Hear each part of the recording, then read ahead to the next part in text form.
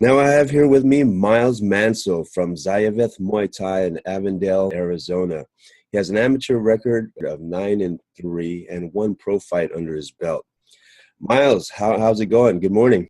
Morning. How you doing today? I'm actually doing pretty well, feeling great, just ready to get the day started. Nice. Yeah, I've noticed you're nonstop training here. We were supposed to have a little talk last night, but you wanted to get one more in there, and that's something I like to hear. You're super dedicated to your craft. Yeah, this is a huge fight for me. It's my official pro debut here in the state, and I want to put a show on for the fans that'll be at the Bay Area Challenge, as well as represent my gym to the best of my ability. So I'm always working. I'm either at work or training or I'm sleeping. There's no time to sweat.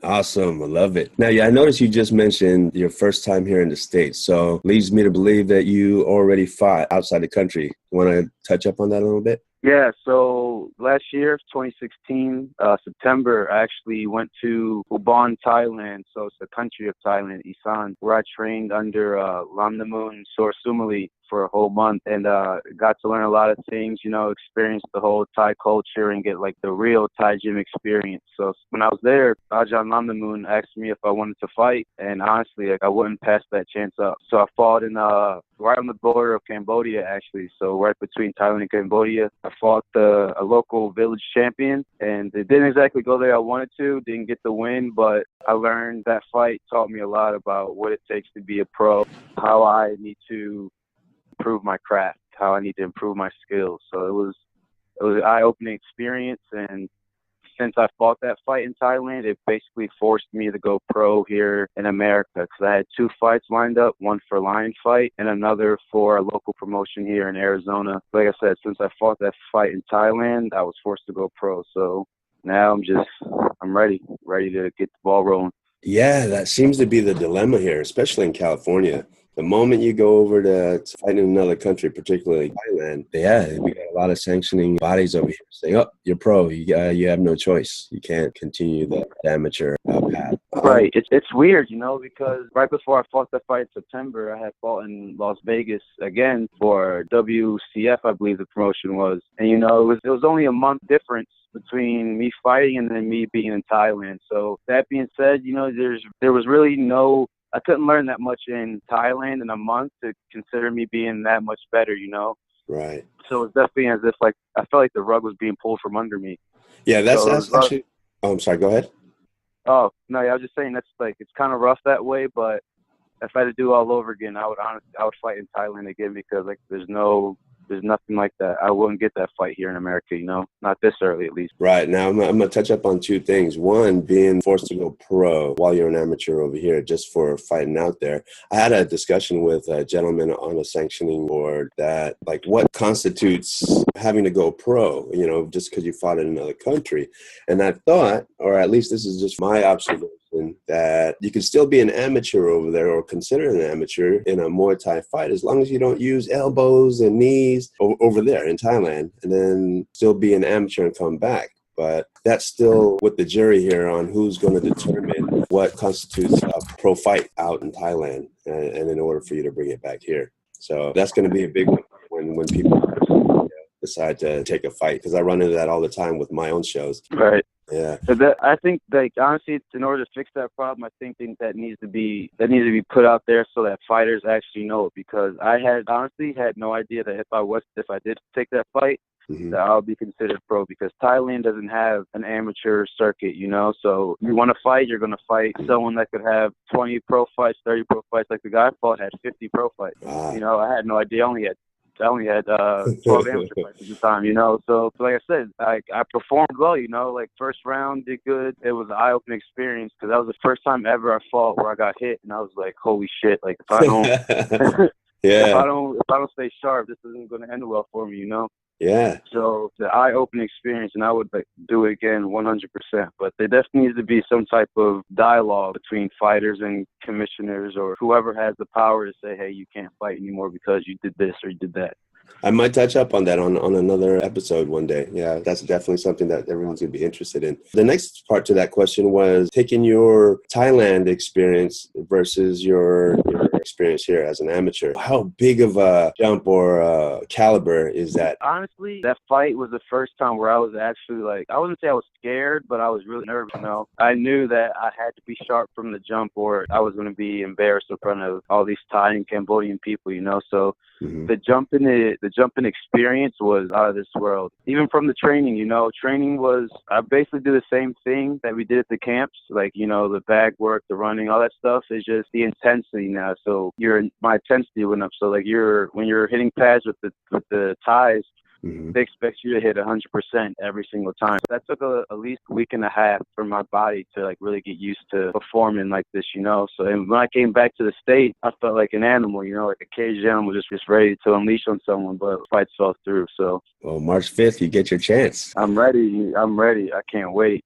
Yes, sir. Okay, so the next part here is going to get into your personal side. I noticed that on your Facebook, it says you're from Philly, but now you're in Arizona. What brought you over here, over to Arizona? So I've been here for about 4, going on 5 years now. So long story short, when I was in Philadelphia, I graduated high school 2012, went to college for a little bit. It didn't really work out. So I ended up moving back home, living under my mom's roof, you know, and me being, I'm not going to say I was a man yet, but me thinking I was an adult and just being a normal 19-year-old male, thought I knew everything, thought I could run this, run that. But, you know, life didn't put me in a situation I wanted to be in, you know. I felt stagnant. I saw myself falling into the wrong crowd, you know, just getting complacent with life. And that's not how I am. I'm always one to strive for better. I want more. I want to do the best that I possibly can. And I felt like I wasn't really getting that in Philadelphia anymore. So luckily, my grandparents live out here, and that's what I'm living with right now until I move back out. But luckily they live out here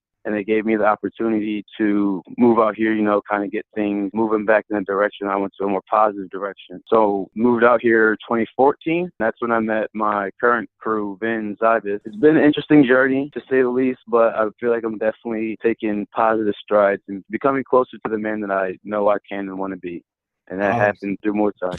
Yes, sir. Oh, man, that story, love it. It's inspiring. I mean, and this is what I love to do, you know, in spreading the culture of martial arts, is to hear positive things that they're getting out of it, how it changes their life. Everyone else that's listening will be inspired to hear, because they could probably identify with some of the same things that you've been through. Right, for sure. Like I hope, I'm not going to sit here and say I'm a role model in any way. Like, I don't really want people to follow my path because it's been so difficult. It's had a lot of, you know, twists and turns. But what I will say is that my work ethic in terms of Muay Thai and in terms of work is something I feel people should really take notice to.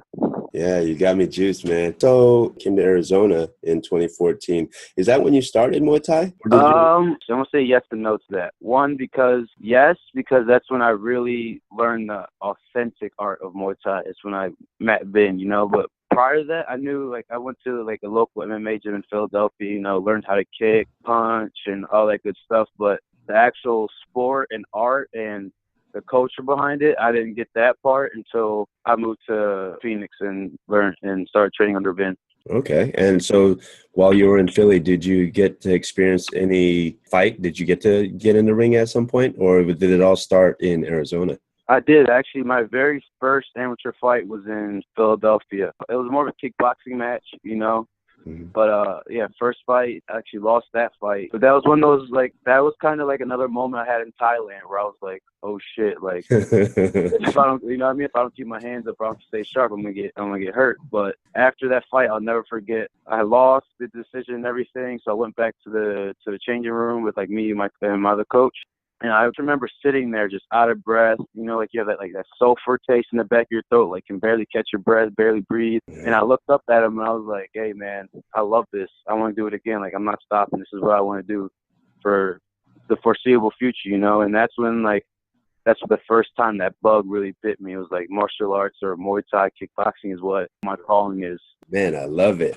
So let's get to know a little bit more about you on the personal side. Outside of Muay Thai and the fight game, what are your hobbies or passions, and what do you do for a living? So for work right now, you know, really trying to stay as busy as possible. I don't like idle times. I feel like I'm being wasted away, you know. So full-time work, I work at a Lifetime Fitness doing operations, you know, so just go around cleaning the gym, all that good stuff.